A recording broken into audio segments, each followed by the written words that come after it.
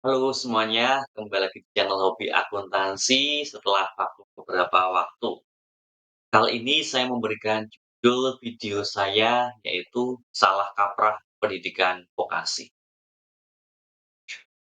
Beberapa waktu yang lalu saya berkunjung ke beberapa sekolah SMA, SMK maupun MA di daerah DIY maupun Jawa Tengah dalam rangka mengenalkan Politeknik YKPN. Satu pertanyaan yang selalu saya tanyakan kepada mereka adalah, kalau dilihat dari namanya, politeknik, kira-kira program studi apa yang survei singkat hampir 75% mereka beranggapan bahwa politeknik karena namanya ada tekniknya, mereka beranggapan bahwa program studi yang ditawarkan terkait dengan teknik. Misalnya, teknik mesin, teknik pertambangan, dan teknik sipil, serta teknik-teknik yang lain. Jawaban tersebut tidak salah, tapi juga tidak sepenuhnya benar. Ya, banyak salah kaprah mengenai politeknik. Kalau teman-teman semua, kalau Anda semua masih beranggapan hal yang sama, beranggapan hal yang demikian, maka saya rasa Anda juga perlu untuk mendengarkan atau melihat video ini sampai dengan selesai.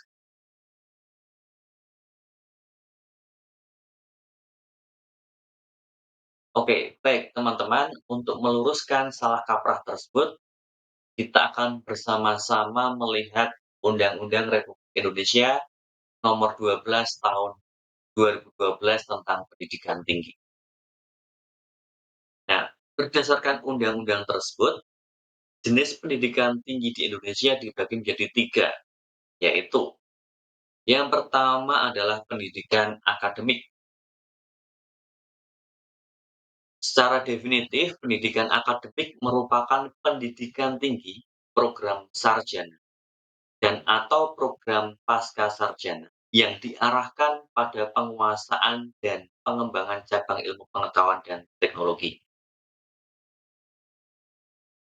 Yang kedua adalah pendidikan vokasi. Pendidikan vokasi merupakan pendidikan tinggi program diploma yang secara khusus menyiapkan mahasiswa untuk pekerjaan dengan keahlian terapan tertentu sampai program sarjana terapan. Dan yang ketiga adalah pendidikan profesi. Pendidikan profesi merupakan pendidikan tinggi setelah program sarjana yang menyiapkan mahasiswa dalam pekerjaan yang memerlukan persyaratan keahlian khusus. Berdasarkan materi pembelajarannya, pendidikan tinggi memiliki pembagian 60 sampai dengan 70% teori dan 30 sampai 40% praktik. Artinya, dalam sistem pembelajarannya hampir setengahnya lebih mengarah pada teori base. Sebaliknya, pendidikan vokasi memiliki pembagian 60 sampai 70% praktik dan 30 sampai 40% teori.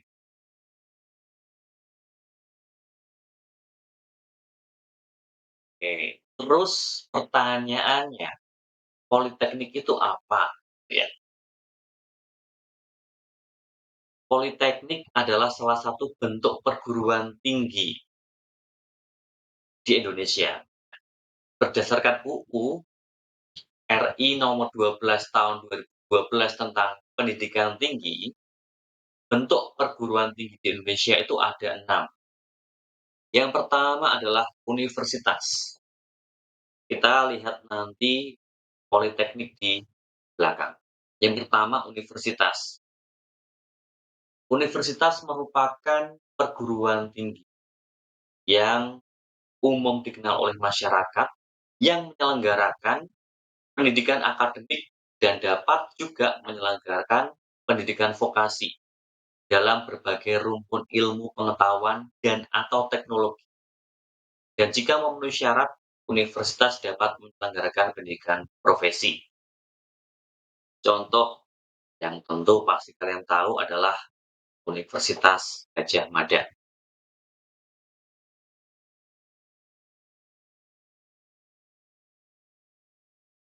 Bentuk perguruan tinggi yang kedua adalah institut. Institut merupakan perguruan tinggi yang menyelenggarakan pendidikan akademik dan menyelenggarakan pendidikan vokasi dalam sejumlah rumpun ilmu pengetahuan dan atau teknologi tertentu, dan jika memenuhi syarat, institut dapat menyelenggarakan pendidikan profesi. Ya, kata kuncinya adalah menyelenggarakan sejumlah rumpun ilmu pengetahuan tertentu. Sedangkan universitas diperbolehkan untuk menyelenggarakan berbagai rumpun ilmu pengetahuan. Contohnya, Institut Teknologi Bandung.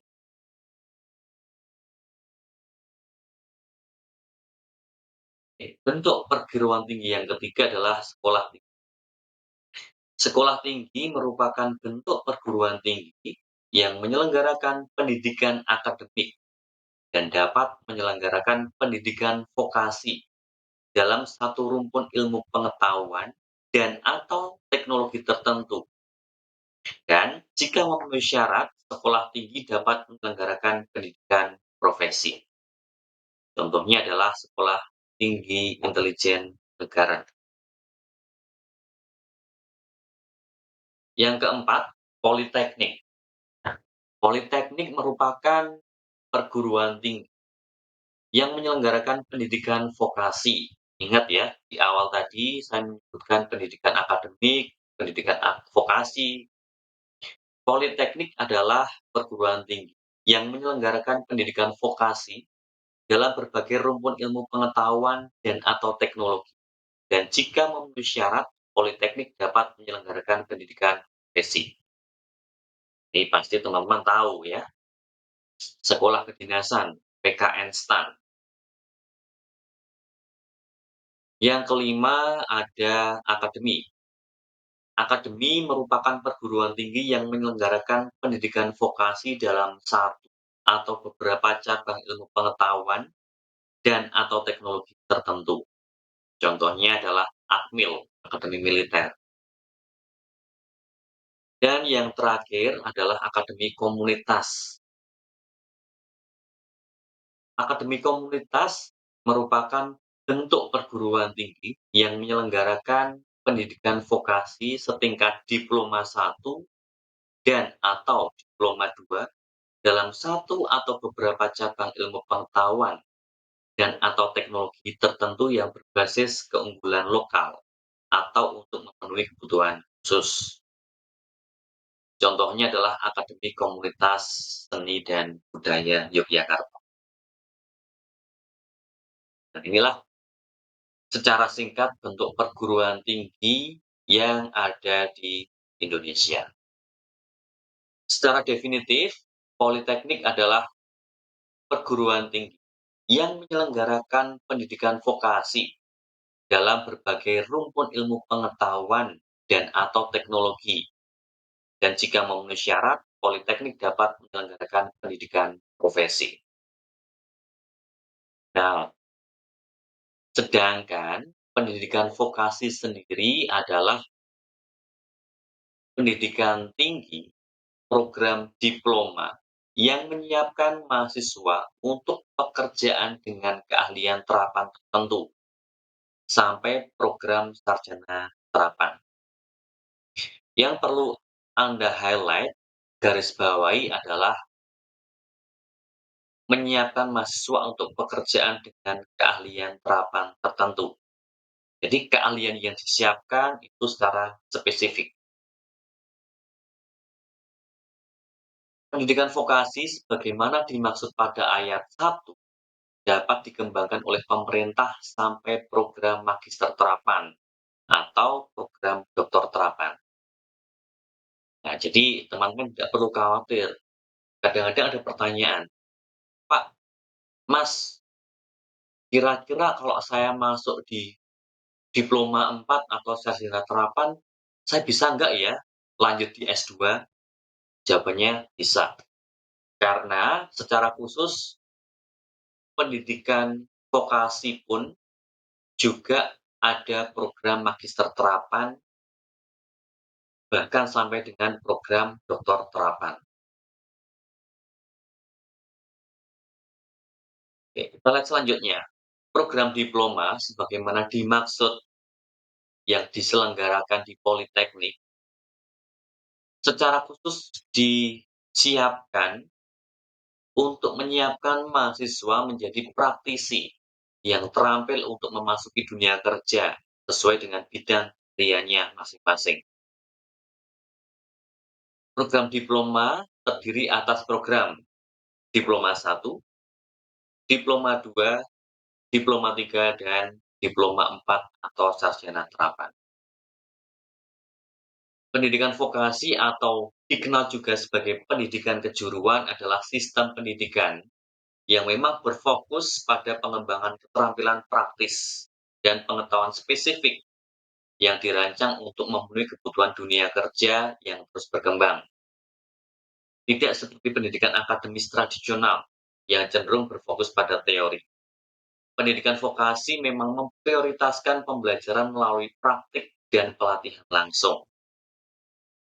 Harapannya, dengan adanya pendidikan vokasi, mahasiswa yang lulus dari pendidikan vokasi bisa langsung bekerja, bisa mengetahui lapangan secara nyata.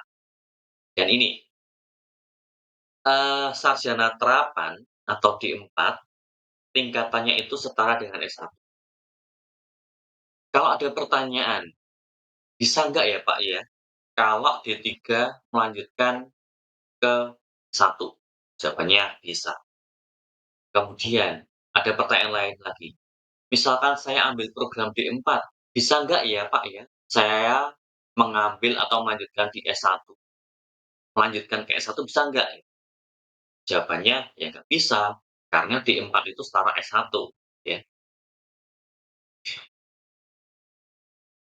Oke. Di Politeknik IKPN sendiri itu ada D3 Akuntansi, kemudian Sarjana Terapan Akuntansi Perpajakan. Harapannya setelah lulus di Sarjana Terapan Akuntansi Perpajakan, mahasiswa atau alumni terampil untuk mengatasi berbagai permasalahan akuntansi, khususnya akuntansi perpajakan. Atau dengan kata lain, ketika kuliah, mahasiswa dibekali pengetahuan umum akuntansi dasar dan secara spesifik diarahkan, dibekali secara khusus akuntansi berkaitan dengan pajakan. Selain itu, di Politeknik IKPN juga menawarkan sarjana terapan akuntansi sektor publik. Ya, ini juga diselenggarakan di perguruan tinggi lain. Mahasiswa diberikan pengetahuan umum mengenai akuntansi dan diarahkan secara khusus untuk ahli di bidang akuntansi sektor publik atau akuntansi pemerintahan, baik itu pemerintah daerah maupun pemerintah pusat. Demikian juga sarjana terapan teknik sipil. Ini juga diarahkan mahasiswa bisa terampil terkait dengan teknik sipil. Dan ini mungkin dipertanyakan oleh banyak orang. Bagaimana dengan prospek kerja untuk pendidikan di politeknik atau pendidikan vokasi, baik itu D1, D2, D3, maupun D4? Ya, saya akan memberikan contoh nyata atau memberikan gambaran singkat peluang prospek kerja untuk D3 dan D4.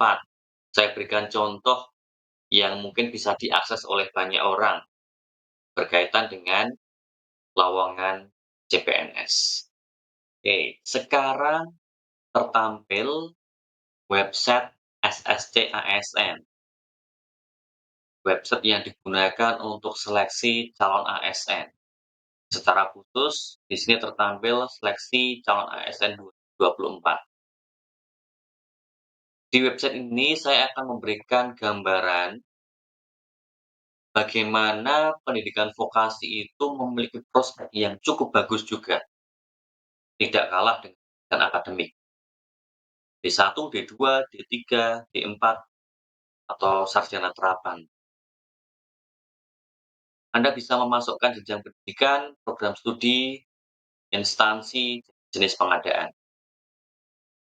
Yang pertama, kita lihat yang akademik dulu. S1 misalnya, S1 sarjana akuntansi. Nah, ini ya, sarjana akuntansi. Nah, nanti kan saya juga menyebutkan bahwa D4 itu setara S1. Contohnya apa? Di sini ada D4 atau S1 akuntansi. Kita lihat dulu S1 akuntansi, jenis pendidikan akademik. Instansinya tidak perlu kita pilih, jenis pengadaan CPNS. Ya, di sini tertampil jabatan, instansi, unit kerja, jumlah kebutuhannya berapa, dan jumlah yang lulus verifikasi. Nah, ini untuk S1 akuntansi. Bagaimana prospek kerja untuk yang diploma? Kita masukkan D3 atau sarjana muda, D3 akuntansi.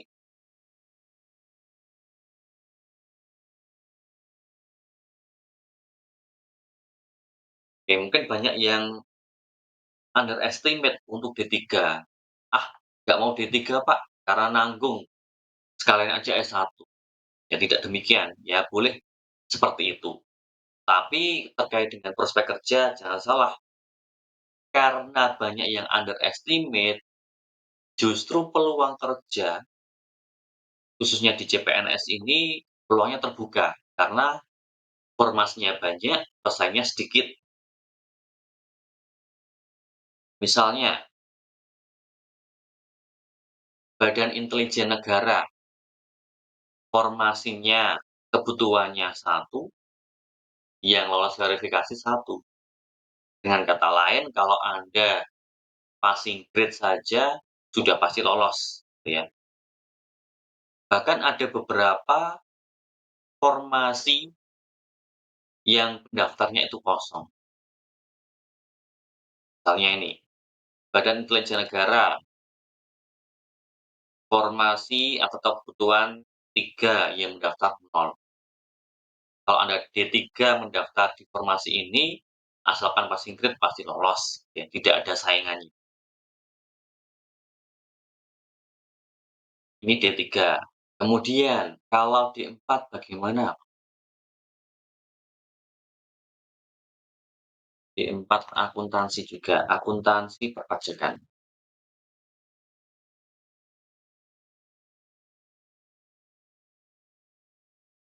Ini, formasi dan yang lulus verifikasi. Jumlah kebutuhan adalah formasi, jumlah lulus verifikasi adalah yang mendaftar dan lolos verifikasi. Kita ambil misalkan salah satu saja, misalkan ini, Badan Kepegawaian Negara, BKN. Formasi 1, kebutuhan 1 yang mendaftar 1. Kita lihat kualifikasi pendidikan yang dibutuhkan. D4 akuntansi perpajakan, D4 keuangan publik, S1 ekonomi, S1 akuntansi. Dengan kata lain, ya ini sebagai bukti bahwa D4 atau sarjana terapan itu tingkatannya setara dengan S1.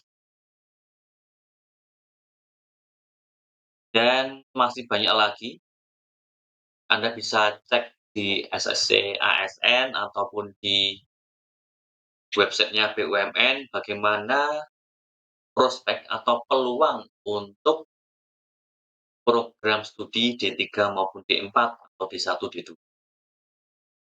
Oke teman-teman, demikian yang dapat saya sampaikan, semoga dapat bermanfaat bagi Anda, dapat memberikan informasi yang berguna. Jika ada pertanyaan, silakan ditanyakan di kolom komentar.